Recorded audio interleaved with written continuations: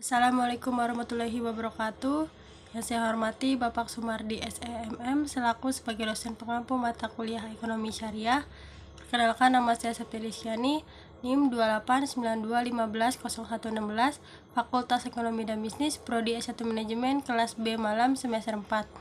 Pada hari ini saya akan mempresentasikan tentang soal-soal jawaban UTS semester 4. Soal nomor 1, bagaimana sebuah ilmu ekonomi Islam itu dapat dilahirkan oleh sistem ekonomi Islam? Jawabannya, sistem ekonomi Islam adalah suatu ekonomi yang didasarkan pada ajaran dan nilai-nilai Islam. Bersumber dari Al-Quran, As-Sunnah, Ijma, dan Qiyas. Ekonomi Islam merupakan ilmu yang mempelajari perilaku ekonomi manusia, yang berperilaku diatur berdasarkan aturan agama Islam, dan didasari dengan tauhid sebagaimana dirangkum dalam rukun iman dan rukun Islam. Ekonomi Islam dibangun atas dasar agama Islam, karenanya ia merupakan bagian tak terpisahkan dari agama Islam. Soal nomor 2, jelaskan latar belakang kemunculan dan lahirnya sistem ekonomi kapitalismenya. Jawabannya, istilah kapitalisme awalnya muncul dari konsep ekonomi dari Inggris di abad ke-18, kemudian menyebar ke Eropa Barat dan Amerika Utara. Sebagai akibat dari perlawanan terhadap ajaran gereja, kapitalisme merupakan paham yang meyakini bahwa pemilik modal dapat melaksanakan usahanya dan meraih keuntungan sebesar-besarnya. Asal-usul kapitalisme sendiri adalah berasal dari pemikiran Adam Smith melalui bukunya yang berjudul The Art of Nation yang diterbitkan pada tahun 1776. Soal nomor 3, bagaimana mekanisme pasar bebas ini mampu untuk memberi kemakmuran ekonomi bagi seluruh rakyatnya? Jawabannya, mekanisme pasar bebas menggunakan mekanisme harga yang terbentuk di pasar. Mekanisme harga merupakan proses yang berjalan atas dasar gaya tarik-menarik antara konsumen dan produsen yang bertemu di pasar bebas. Pasar bebas mampu meningkatkan kesejahteraan rakyat karena bisa memberikan kebebasan pada masyarakat untuk bisa melakukan aktivitas ekonomi, khususnya dalam melakukan aktivitas ekspor dan impor barang. Soal nomor 4, jika semua problem ekonomi, mulai dari problem produksi, konsumsi, maupun distribusi telah dapat diselesaikan oleh mekanisme pasar bebas, apakah manusia masih perlu untuk melirik pada sistem ekonomi yang lain? Jawabannya, perlu, karena dari beberapa kelebihan, mekanisme pasar tidaklah selalu efektif dan efisien.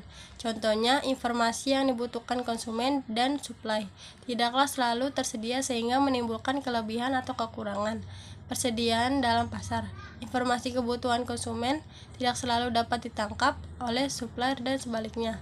Kompetisi tidaklah selalu efektif, persaingan dan yang tidak sehat seperti adanya monopoli akan sangat mengganggu keseimbangan pasar. Lalu lahirnya dampak buruk industri seperti isi lingkungan dan kebutuhan masyarakat yang tidak bisa disediakan oleh pasar seperti fasilitas-fasilitas publik.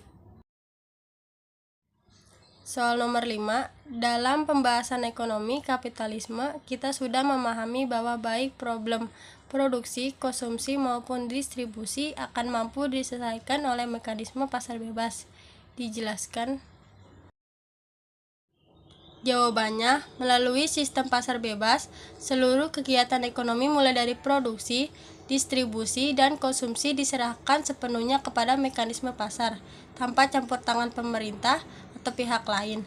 Sistem ekonomi pasar bebas menyelesaikan masalah ekonomi dengan mekanisme penawaran dan permintaannya sendiri. Ketika terjadi kelangkaan, permintaan akan naik diiringi dengan harga barang yang mendorong orang untuk melakukan penawaran untuk memenuhi permintaan tersebut. Soal nomor 6, sistem ekonomi Islam diturunkan tidak secara khusus untuk menyelesaikan problem kelangkaan. Problem produksi, solusinya cukup diserahkan pada akal manusia. Menurut pandangan sistem ekonomi Islam, tanpa bantuan dari Islam pun, akal manusia dengan sendirinya akan mampu menyelesaikan problem barang dan jasa. Mengapa dapat memiliki kesimpulan tersebut? Jawabannya, sesungguhnya Allah Subhanahu wa Ta'ala telah menyediakan sumber daya alam secara melimpah ruah untuk manusia baik di bumi maupun di langit. Maka tidak ada alasan bagi manusia untuk mengatakan bahwa sumber daya alam bersifat langka dan terbatas bagi manusia, yang diperlukan bagi manusia melakukan segenap upaya untuk memanfaatkan atau memproduksi sumber daya alam seperti di dalam surat Al-Jathiyah ayat 13. Maka semua isi bumi dan langit sudah ditundukkan oleh Allah Subhanahu wa taala untuk kepentingan manusia, sehingga tidak ada alasan bagi manusia untuk mengatakan kelangkaan atau keterbatasan sumber daya alam untuk kepentingan kehidupan manusia.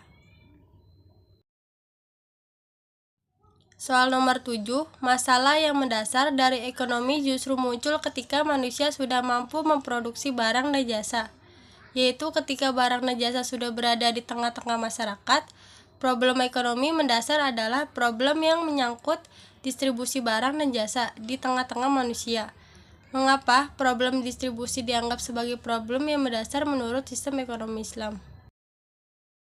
Jawabannya, karena manusia memproduksi barang dan jasa tidak hanya untuk dikonsumsi sendiri.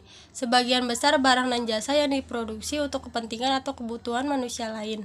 Fakta di lapangan produksi barang dan jasa yang melimpah ruah saat ini tidak terdistribusi secara adil dan merata di tengah-tengah manusia. Sedangkan dalam sistem ekonomi Islam, adil adalah hal yang sangat dijunjung tinggi.